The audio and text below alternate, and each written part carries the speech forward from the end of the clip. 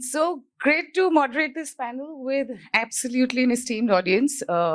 Bit varied, and the subject is beyond management contracts. And I must say, in HICSA, I've kind of moderated similar sessions, whether we should do franchise, whether there's another model that really works. So one thing that I would request the audience is that it'll be great if it can be interactive. We can have questions of all sorts, and just for the heck of it, let's make it a little more provocative. Let's not ask straight and simple questions. And I would really request the panel to give very candid answers. If you don't, then I am your sole master and I shall ask you the bad ones. So my first question on this is, and I'm not going to ask the obvious, that what is beyond management contracts, as whether it is franchise or manchise or any other name that we've kind of coined for it. But the fundamental question that what does an owner want out of a brand, out of an operator? And maybe Nikhil, we can start with you on that. Sure. Thanks, Anshu. What does the owner want? He wants reliability, among the other things. So from an owner perspective, in plain, simple language, he wants the brand for making sure that customers come to him, and second, what is the commercial value that he gets. Okay, so reliability means dhanda layega, profit karega. Bilkul. Okay, got it. That's great. Randhir, what's your view? So my take is he's looking for service. He has built and he has invested all this money, and he wants efficiency as number one, which means, again, coming back to Nikhil's point, profitability. He wants great distribution. He wants something which is not run of the mill always, because I think that fad I'm seeing is fading, as in you go to a place city by city and you have similar kind of hotel, at least in current scenario. So that's where we have kind of emerged, and we said that, okay, we will not do run of the mill and we'll do collection, and it will not be a chain. So the idea is he's looking for definitely being serviced in the current context. Now, this context can have expanded reach or limited reach, I don't know as of today, but that's the ethos by which we are going ahead. Great, and good luck with this. Thank you very much. And with your new alliance as well. Thank you very much. Atul, what's your view? I think it's a business decision, and what he's expecting from the brand is the appropriate return on his investment over a period of time and in the longer term. Not immediately. I understand that initial years are not, he's getting the appropriate returns, but in the longer term, he's looking at a good return on his investment, which brand can bring through the systems, through the distribution channels, through the management skills. I think this is what he's always look at. So I'm not going to ask you the question that I asked in Saurabh's session, that what is really this return on investment that you think an owner would want? But let me ask the owner this question, because you wear multiple hats. You have ownership of assets, you also third-party manage your own assets, and you do third-party management for others. So what's your view? What does an owner really want? Okay, in my mind, the way I look at it is that owners, forget about us, all owners, I agree with Atul, first look for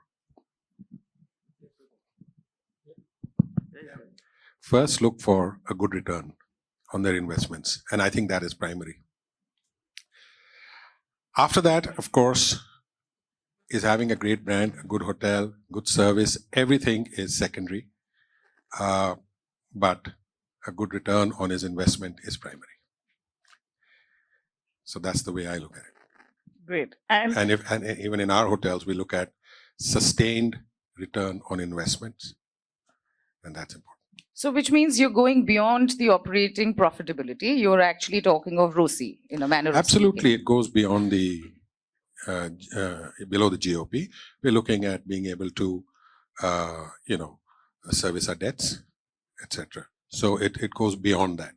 Now, what happens is that most operators and brands, they stop at a certain level. They don't realize that there is more beyond that. So that's very important for people who own assets.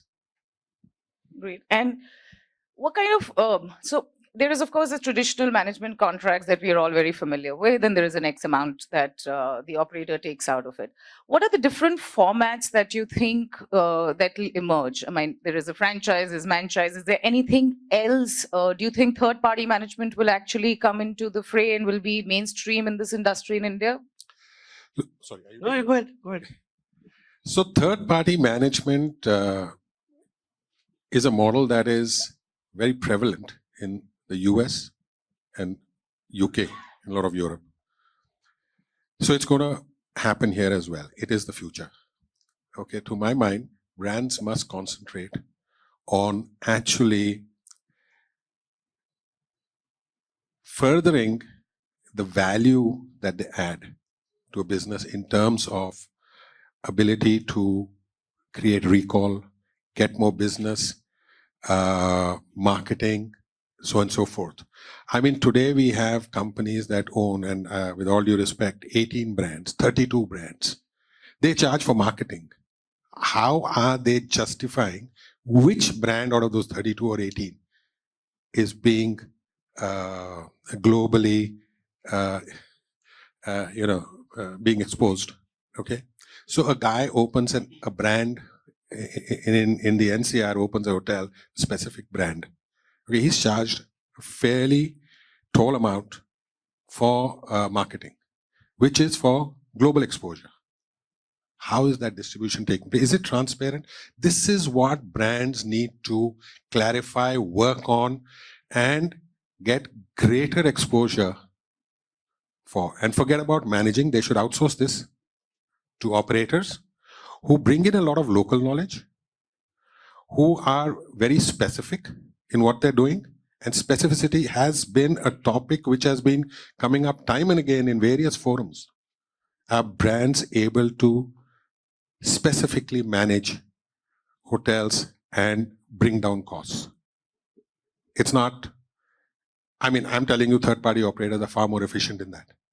So those are some of the subjects that need to be discussed. So allow me to just add on here. I have to answer this. So Wyndham, and I don't know if you heard Dimitri earlier in the day, 9,000 hotels globally, largest franchise operator in the world. 95% of the hotels of the 9,000 are franchised. 5% are managed globally, right? And we have stalwarts in the room here who have done third-party management for as long as you can think of. Mr. Bakaya sitting here in the room has managed other brands other than his own brand, Mr. Singh here, and so on and so forth, right? Just to add on to Mr. Ghadiok's point, third party has already arrived in India, right? The pandemic, yes, has accelerated a lot of things. Brands like us have been partnering with third party players and offering owners another avenue who still want their hotels to be managed and probably still save something, because you have a professional partner like a Shanti or a Nile or a Mathur Hospitality, and you have the brand, which Mr. Ghadiok said is doing the part, which is loyalty, making sure heads on beds, and making sure that we show the return of the 21 brands that Wyndham has. Out of that, 6 are in India. That, you know, actually that marketing fee that you pay us is worth it. How did you answer that question? I didn't get it because you just stated a fact right now, but I'll come to that. And I know Sunil is itching right now to say that, no, that doesn't justify. No, I don't say that doesn't justify. And I'm not talking, I mean, Wyndham is franchising. So I have no comment to make on that. I'm sure they're doing what they're doing very correctly. So it's not that. There you are. So Randhir, I'll come to you. So Randhir, in your view, do you think third-party management is here to grow? I mean, I know that, you know, with COVID, a whole lot of operators, etc., have come in, and I do understand that we did have third-party management, you know, in the past as well. The question is third-party management really going to become mainstay? And will that be brand agnostic like you're doing, or will it be more with a franchise partner? So we did some bit of research before getting into this kind of a business, and to my best estimate, there were about 60 or 1,000 mid-size to say 120 key properties, which were there, about total of unbranded 60 or 1,000 hotels in India. If I shuffle it down, I would imagine there were about 12,000 that would still need some sort of alliance. This is where our ethos came in, and we said that, okay, this is the size where we can, I think, go for and build something substantial. So these 12,000 odd hotels where people have put in money has to see some sort of an organization. They can't just be headless in the marketplace, which is evolving so rapidly and challenges are multiple. So the thing is that, again, you'll have to break these 12,000 odd into two different buckets. One set, which is like back of beyond and may not be brand requirement as an asset may demand.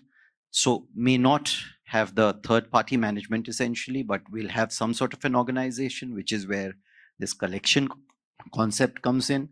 And then you would have main cities or cities which have global demand.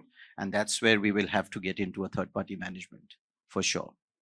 So when you say third party management, you would work therefore with franchise as well as franchise different and brands and be able to do that. And I want to keep it very specific to the property and the location. If the property demands a 52 key and an intercon, it has to be intercon, but when you and I talk to intercon in the past and you say I have 52 key hotel, will you put your name? They would say no. Yeah, but So- that's I completely agree with Yeah, you. Brands love to keep all the good locations Correct. and the Correct. size, the large size Correct. hotels for management. Correct. And when you have a 100-room property, they'll be happy to get a third-party operator to operate it. But that doesn't work for the operator. Because he needs a mix of some large hotels Correct. because he has to sustain himself. So That's why, coming from the owner's perspective or asset's perspective, I will take my decisions one by one. And how has it worked for you, Atul? Like out of your portfolio in India, are there third-party managed hotels as well that you have in the portfolio, No, or we is don't it have all owners are running it themselves? This Like how does it 50% work? portfolio is franchise and the 50% remaining we are managing.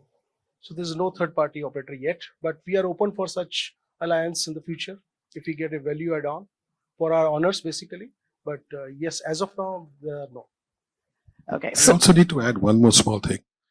That you find that third-party operators is currently appreciated because they find the assets and then they take these assets to brands. We're waiting for the day when brands call us and say, hey, listen, there's a nice hotel, 150 rooms. Do you want to operate it? I'll get in touch with you. So, question for you, Nikhil, and I right now don't wear the Wyndham hat and answer this. What is it that a managed contract is not able to bring to the table, or what commercial sense does it make to have a third-party operator, a franchise, as opposed to a managed contract? Do not wear the Wyndham hat right now. No, okay. So just from a managed to franchise to third party piece, right? The owner has greater control on the bank account, and that is the baseline. In a managed contract, the brand will control the bank account. In a franchise and a third party, the owner still controls the bank account, right? And he will give some amount of working capital to the third party, but he still controls the bank account. And that's the big difference to any individual owner, that he has the financial freedom. So, in terms of fee structure, you're saying it's pretty much stacks up to be the same, whether it's a managed contract or a franchise. So,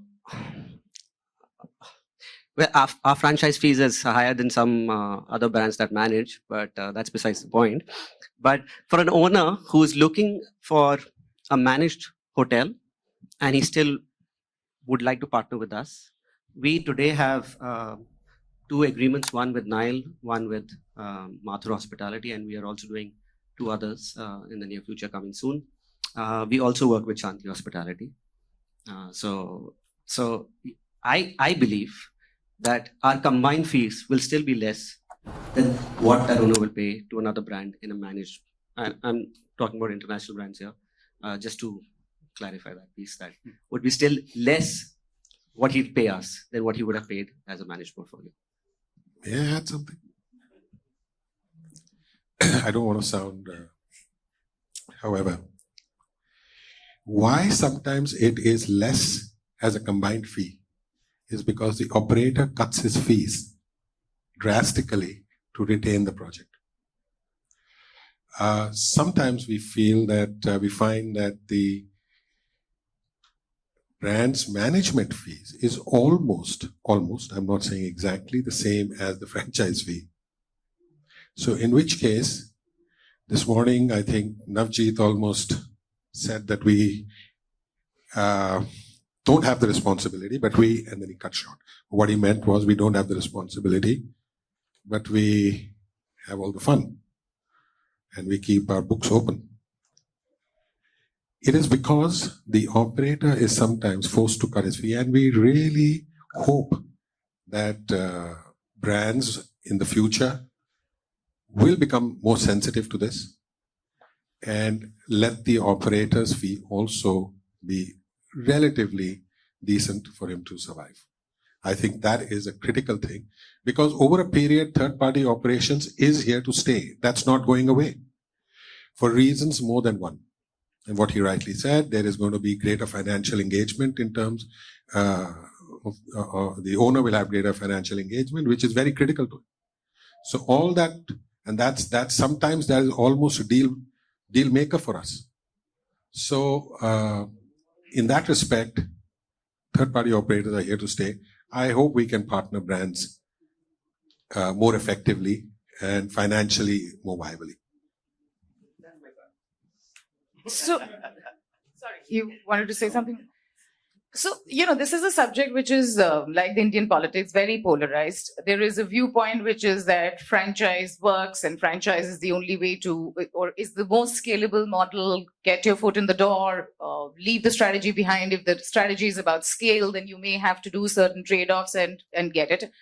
And then, of course, there's the other side of the view, which is that there is about compliance, it's about brand standards, it's about adhering to the brand and, really having that brand salience there in franchise. What are your respective views on that? Both of you run large franchises for the India market. I know globally you guys do amazing job, but in the Indian market, do you think that the asset owners have that sensitivity to adhere to brand standards, compliances? I said generally not, but I think it's over a period of time we'll have to train the people, train the ownership also. How we are managing it, that at the pre-opening stage, we sit down with the owner, make them understand about the requirement of the brand standard, the quality assessments, and post opening of the hotel, we continuously monitor the quality and continuously train the people there so that brand standards are being maintained. If the brand standards are not being maintained, Best Western is one of the company who give the fair chance to the owner to cover up the brand standard and comply it with. If they are not, then we are terminating the contracts. Okay. So, firstly, we do a very good job here also, not internationally only. Sorry, I had to say that. So we open our 50th hotel this month in Varanasi, and 70% of the portfolio last year was TripAdvisor's Certificate of Excellence, right? So from a customer perspective, there is great quality. From a brand perspective, it's the job of the brand to make sure that the brand compliance happens. In our case, what we do is we definitely do a quality audit once a year. Of course, we charge for it. It's part of the fixed fee that the owner has to pay us. And we have business review meetings with the sites. And these are in-person meetings. Of course, the last 18 months were more on Zoom, but the in-person meetings are, not only brand standards, but also the commercial aspect on what the hotel should be doing, new trends, sustainability, where the brand is, where that hotel site is and what they need to do, and so on and so forth. So it's not just one element in brand standards, it actually extends the branches into other olive trees as well.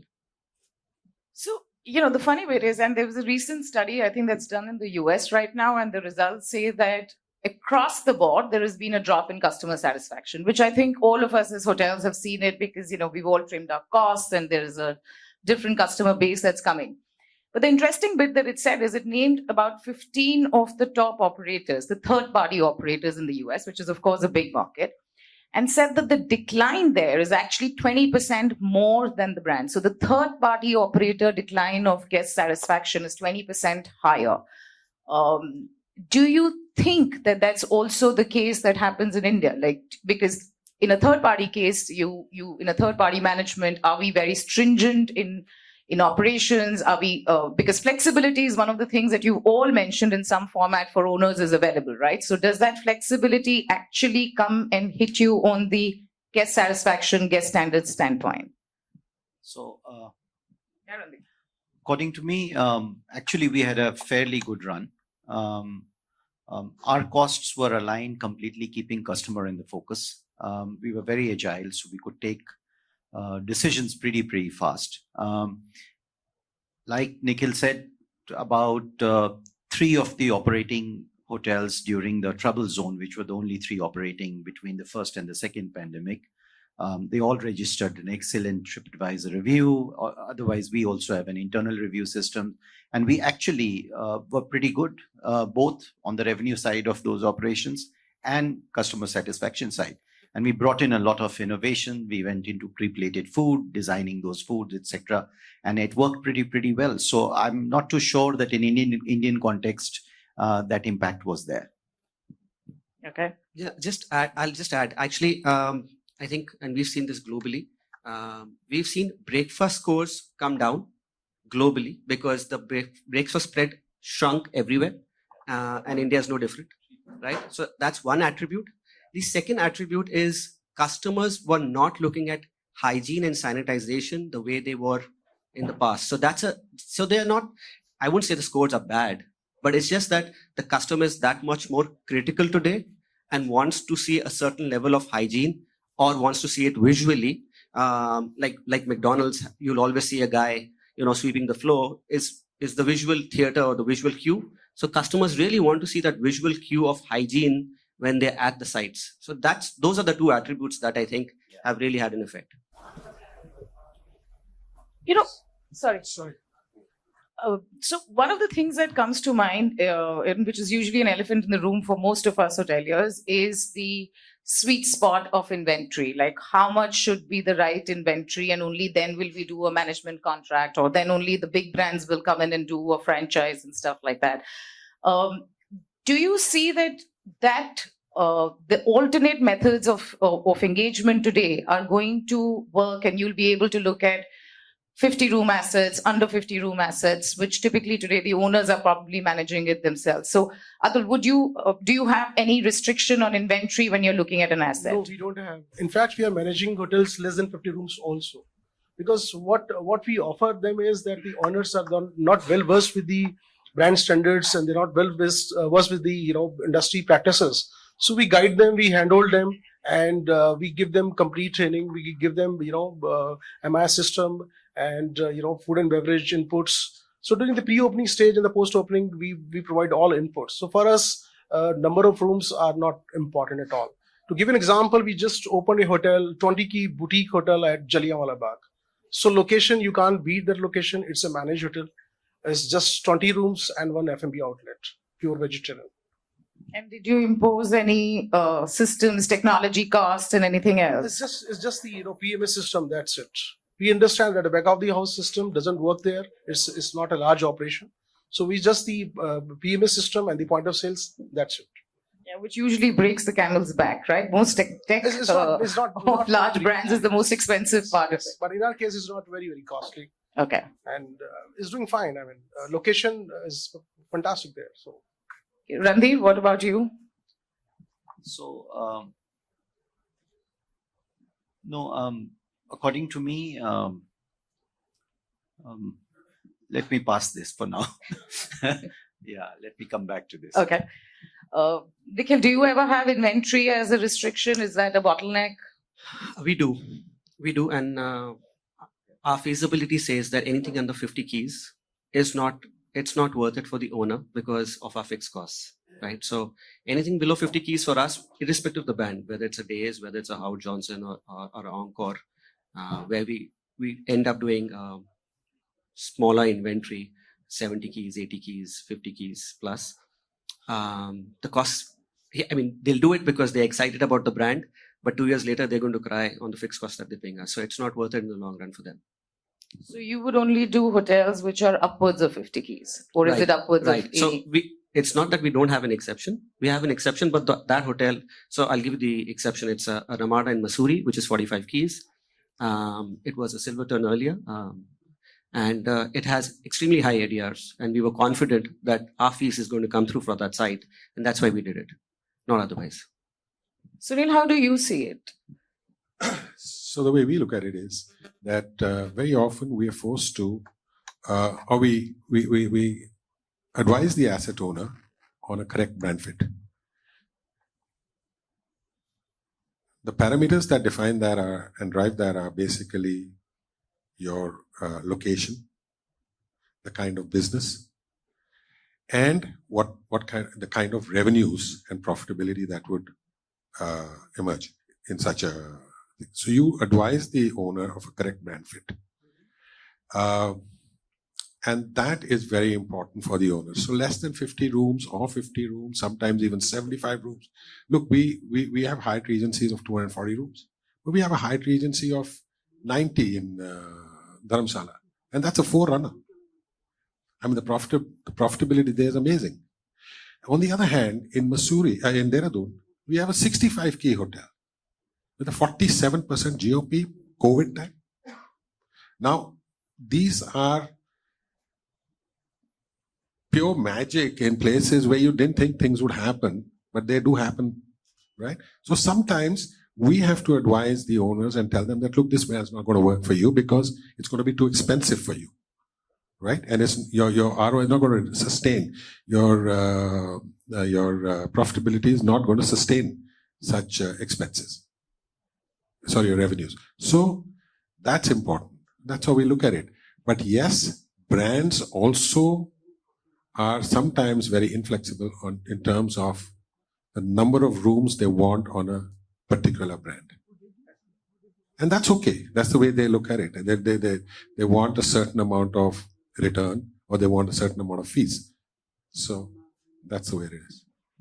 So if you were to say that, will it become that management or managed contracts by big brands will pretty much stay with larger inventory hotels and the smaller inventory hotels would possibly move towards a mix of third-party franchise or just independent brands and individual brands as they are? Not if we can help it. Well, I think that is changing, and that's what we were hearing in the Navjeet, Ahluwalia, and all of them. I think that the whole ethos of the hotel industry is the backbone is franchising. We should not forget that. It's going to be, I think the brands themselves will be, and the owners will demand it, I think. It's not so much of the return, I think, as what you mentioned, everybody is talking about flexibility. And I think as the third party, as the hotel industry matures in India, I think the acceptance of this will happen as well. And what you said is right, I think the technology is a big driver in that brand cost. Because the technology piece is very expensive, especially when you're talking about the bigger brands. The technology piece tends to be very expensive. And the 50-room property could not afford that technology cost. Fixed cost. And also, all big brands have what we call soft brands. All of them. And there's a control problem soft brands out that you can pick and choose. You have those collections out. We also have a collection, but they have a collection. All of them, according to Marriott, all offerings and everything, all offerings software. Why? Because there's a need in the market for those. That doesn't require that big brand offering, but it does require some segments of sales and marketing, reservations, branding, or access to the market. To add to what Vimal just said, I think brands in the past did not have a choice of good operating companies. And I think that's emerging, that there are strong operating companies actually there now. Companies that are able to maintain brand standards, do not flout them. And with that confidence, I think brands are going to now open up a little bit more and allow more third-party operations. Can I just add it? In our case, Best Fashion is a unique company in itself because it's not neither a private limited nor a public limited company in the US. It is basically a members-based organization. The 2,500 owners of Best Fashion properties in North America are the real owners of the company. And they elect the 6 directors, one becomes the chairman, and there is a completely operating professional team under the board of directors. So they understand the requirement and the need of the owners. So that is why our technology cost is not so very costly. We understand that 50-room hotel, if technology cost is higher, so it's not going to sustain. But in our case, technology cost is such that in a longer term, longer run, it can sustain very well and bring in value to the owners, even in case of 50 property. So what we've done in India and in Wyndham is we've partnered with IDS PMS, extremely affordable. So we are not saying put in Opera Cloud, we are not saying put in Protel, and so on and so forth. So it becomes, and really what Atul is saying is that you need to be flexible as a brand, and that's the localization that you need to do, and it still needs to feed into your mainframe, right? And also in our case, the fixed costs are not very high, because Best Western is a no profit, no loss company in the US. So whatever the fixed costs are pass through costs. And in case of any property for that matter is 2.5 lakh rupees a year. That's it. Plus the distribution cost and of course the brand fees. Which is the cherry and the gravy. Of course. I also think that, we are stuck in some type of time zone where everybody is reliant on these old systems which were formed. Tomorrow is the time of cloud, which will make these costs very low. Number two is that a lot of things will become touch, feel, buy kind of solution. So you will not need what currently the hotel companies are mandating.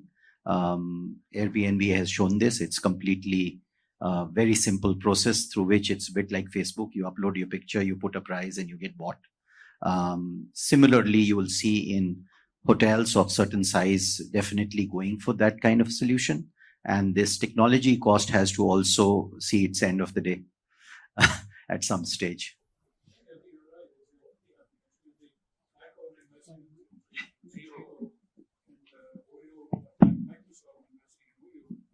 Technology is to enhance and to create a technology solution which is more cost effective in our market. Yeah, this is all hangover which has to kind of, with this pandemic, second wave, third wave, we have to get rid of it somehow. Yeah, I think generally speaking, tech in the hotel industry has always had very disparate systems. It's always been a pretty archaic. We don't use tech to the right advantage of it, and therefore it is all of it. There's also this very interesting view that's going around, and I'm sure you would have read it as well. In the US post the pandemic or during the pandemic, there's never a post the pandemic yet, that PIP that a lot of brands end up doing, should owners actually be investing in that full PIP? Because eventually a lot of part of that PIP is because of the brand. So the point came when there was this conversion of Marriott hotels that happened to something else. I think there was a sale that ended up happening. There was a REIT and they basically shifted hands and they said, we don't need to do it as this because the brand needs a certain standard to maintain its brand continuity, etc. And that's the money that goes to the brand. But it isn't necessary as PIP. PIP should be for only items which are actually defunct or will actually need a replacement, agnostic of the brand in that. So pretty much like tech, they said, why should we be investing in PIPs? And that's where I think third-party management really kicks in, where they can come in and they can actually end up managing the brand or the asset that much better. Do you think that that's something that we'll move towards? So I don't know if we can compromise on the PIP that brands actually set out for properties. However, I think that brands really need to be flexible on PIP programs. Not only at this stage, otherwise as well. Because very often what happens is that if there's a conversion, a lot of good stuff has to be changed, which is an enormous loss to any owner. And sometimes these PIPs can become deal breakers. So I think there should be some level of flexibility or time-based waivers given to owners for them to, sort of manage their cash flows and their investments that they need to do. But yes, otherwise, even before signing, I've seen, even before signing term sheets, such huge PIPs are given that owners are chased away. They get scared. So I think there needs to be a little bit of flexibility. And then I'm sure they'll look at it, they would look at it, especially during this period. They would be sympathetic to that, empathetic to that. And I have one last question from my side before I open it for everybody else. And I want each one of you to just answer that.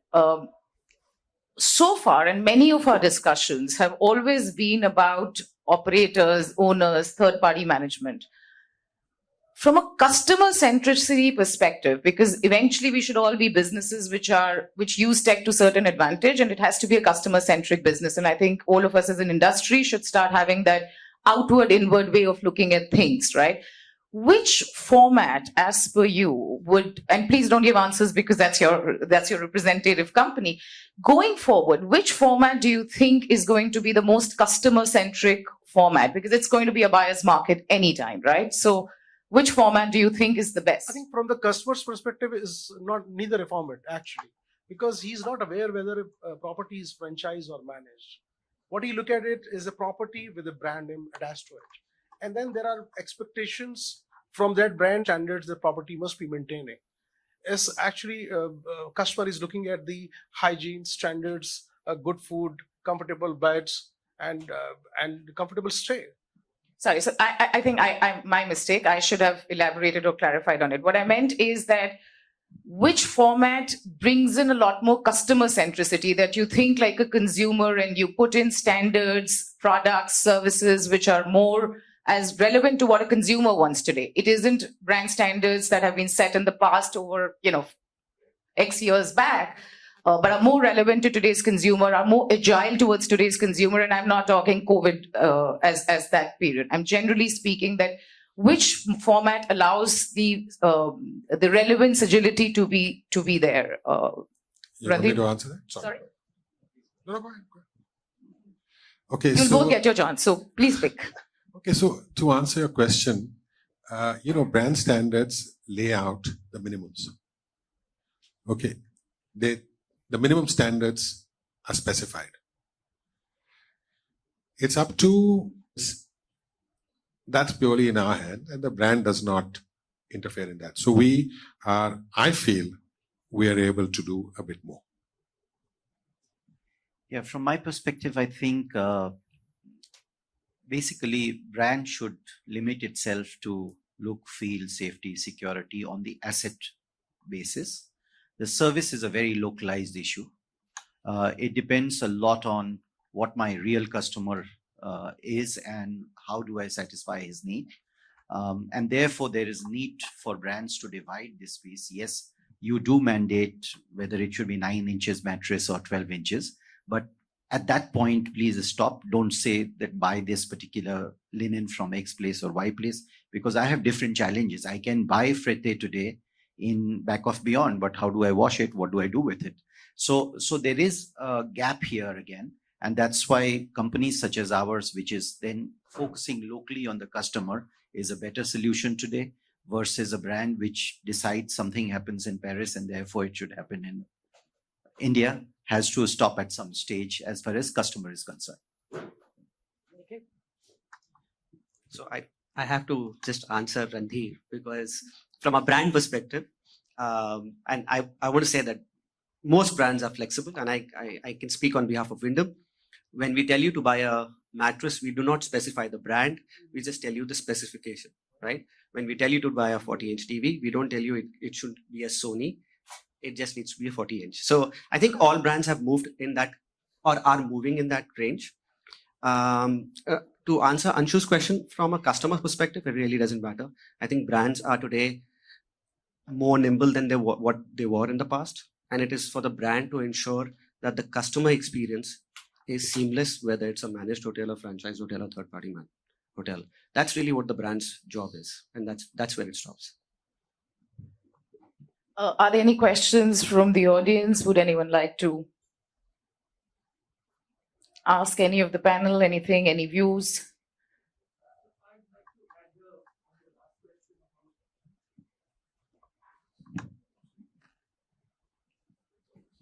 So I generally compare, usually look at hotel like a piece of an electronic equipment, like a laptop. It can be a beautiful looking laptop, and probably if you are going to buy, you will buy that. But if the software is not good enough, will you buy it again or will you go it again? So in hotel, there is a real estate component, how good the building is built, how nicely it is done, which is very, very important. But there's also a software side, soft service side of it. I represent Wyndham, and in our case, we get a GM who's experienced. We train the staff, and that is what the softer part of hotel is. So, for a successful hotel, both the hardware or the building as well as the software, which is a service, has to work. Is it franchise? Is it franchise plus third party, or is it a management contract? It all depends upon who is leading that. The general manager of the hotel and the team. And I think for different size of properties, different cities, any of these may work. But we have to ensure that both the software and the hardware are built and managed accordingly. So that's how I look at it. Do you do also what's called this manchise? So we haven't. Again, manchise is something which can be confusing. People say start with 3 years or 5 years of management and then move to franchise and all of that. What we say is franchise plus third party is also kind of a manchise where you are helping an owner more than franchise. But I think just to add to what Govind's saying, franchise plus third party, franchise plus asset management, these are all avenues open to the owner, right? So it doesn't necessarily have to be a third party. It could also be a short-term asset management for 6 months, a year with Hotelivate or anyone else. And so you see that this is where the future is going to be, that there will be a lot more franchises that will end up happening and many more third-party operators that would come into the business. Is that what we think is the way forward? Or is We are it biased. Sorry? We are biased. Yeah, you're completely biased, but you're saying that your ambition is to be the largest asset-light company going forward. That's where we see the future, and that's what all our researches prove us to lead to. We have seen global trends that's supporting that view. So yes, you're right. Yeah. Maybe we can get Mr. Singh and Mr. Bakaya to comment on this. What's your view on franchise?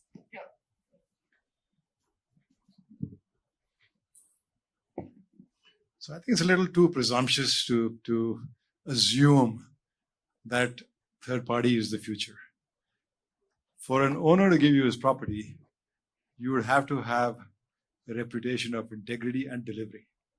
If you don't have it, forget about it. Formulas don't work. And you need a whole lot of maturity from the brands themselves. When you say third party, there is a brand, there is an owner, and then there's XYZ. The brand says to the owner, we're great guys, we have so many hotels, this is the brand we're offering you, this is my fee for the franchise. Pay me a little bit more and I'll manage your hotel. As long as they keep saying that, the chances of third-party operation are that much more difficult and that much more challenging. So for third-party to survive, yes, there is a huge opportunity there. You would have to offer something that the big brands are not offering for the owner to turn to you. And personally, we've had discussions over the last 15 years with all the large brands in the world. And they've spoken to us, we've spoken to them. It hasn't worked out largely for the simple reason the brand says, these costs, my costs are sacrosanct. I'm sorry, I just can't change. This is what I charge for a franchise. How much are you going to reduce yours? So if you want to succeed in third party, you really got to have a brilliant team, B, be able to offer 2-year, 3-year contracts rather than 15 years or 10 years, and make something really exciting for their owner to say, I'll go with these guys. And it's going to be very tough for the first year or 2 or 3 or 5 for you to build a company that's based on third-party management contracts. Can be done, but it's not an easy one. It's something cannot be taken for granted. And what's your view on franchise versus management contract? Do you see franchise being the way forward in the industry in India? Let's say, why did it work well in the rest of the world? Why did it work so well in the US? Why did it work so well in Europe, traditionally, over the last 30, 40, 50 years? They delivered huge amounts of business. The brands had their funnels, they brought you lots and lots and lots of business all the way through. And that's always an attraction. Some of that is being diluted already because the owner can get a large funnel from an OTA. And there are thought processes very strongly in the US saying, how relevant is the brand anymore to me? If leave aside the luxury part of things, that's a different ballgame. But if I can get my business through another channel anyways, at a certain cost, do I really have to go with the brand? And all those questions are going to be asked here too. Franchising is a great option if you can control quality. Personal experience in India, in that mid market of 3-star, 4-star, it's a tough task. Out of 100 owners, you maybe have 3 who are really conscious of quality and maintaining standards on their own, and they do a better job than you do. And the other 97 don't really care. So if you want to grow on the franchising route, you got to have very strong systems of checking quality, and you got to be prepared to let hotels go if they don't follow the quality standards. Otherwise, you kill the brand. It's a One of the franchise costs are very, very high. I mean, India is one of the lowest costs on any brand, major brands. I am involved with one major brand in Lanka, and my franchise cost is touching nearly 15% of revenue, of room revenue. So we talk about 3.5%, 15%, but I have a huge delivery on the 65% from the reservation comes in. I turn the switch on the 65%. So go figure. I mean, this is where like the trick is. Go back to what Jay said as well. So the trick is to deliver. All the brands is so concentrate on what you know best is the delivery rather than operating level. And that's where the deal you referred to, where these brands, I mean, Marriott, this was semester that it came in, and half of those semesters of information is on the market for sale right now. And because, I mean, there's a churn for that, but there is a brand equation, and the brand should basically concentrate on the delivery of that pipe, which is a delivery pipe, which is a revenue pipe. Let them do that, and they know that best. And I pay for it, 15% revenue. But I have 65% of from the reservation money. I turn the switch on, boom. I know it's there at the end of the day. And I pay for it. And on the other spectrum, I have a best restaurant in Florida that I'm involved in. It's a different delivery mechanism, but my cost is different. What you're saying is that franchising is a good option, and brands would franchise easily, but would not give it to a third-party certified operator. Is that it? Is that what you're saying? I think brands will give, and I think to answer what they're saying in terms of quality, maintenance, all that, that's where the good third-party operators will come out. That will have in the end, maintenance of the property is still the prerogative of the owner. Doesn't matter what brand operating or not operating. I don't care what brand, the checkbook is still controlled by the owner. Absolutely. Historically, even in India, there was franchising by some hotels, but owners didn't stick to brand specifications over a period of time. Let their hotels, they didn't renovate their hotels. Hotels went down, services went down, so on and so forth. But as the new generation comes in, far more traveled, more exposed, more committed, understanding of business being better, use of funds being a lot more liberal and better in terms of maintaining properties. I think as that comes in, right, franchising is likely to catch up in India as well. There will be confidence there, and third-party operators economy. I mean, with due respect, Ajay, I feel the amount of new signings that we are doing are all branded. That I feel that third-party operations is going to be here to stay. And also the market slams you if you don't maintain it. Absolutely. Today the market is slams. Yeah, it's absolutely. Absolutely.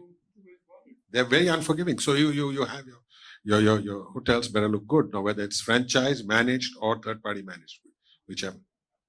Yeah, like I said, I think it's a subject which gets very polarized views. There is no in between like in our politics right now. But you all have mentioned flexibility, and I'm going to make a provocative statement, and please tell me if you agree, disagree. You all said something about the owner having the checkbook in his hand and therefore, control of the bank account and the money, which kind of just has been itching, and therefore it's pushing me to ask this, which also means that our fee doesn't really come in then. And therefore there is a lot of money that's accrued, there's revenue accrued, but it's not realized. And I can see Mr. Bakaya smiling slyly away when I mentioned that. So I did qualify by saying it's a provocative statement.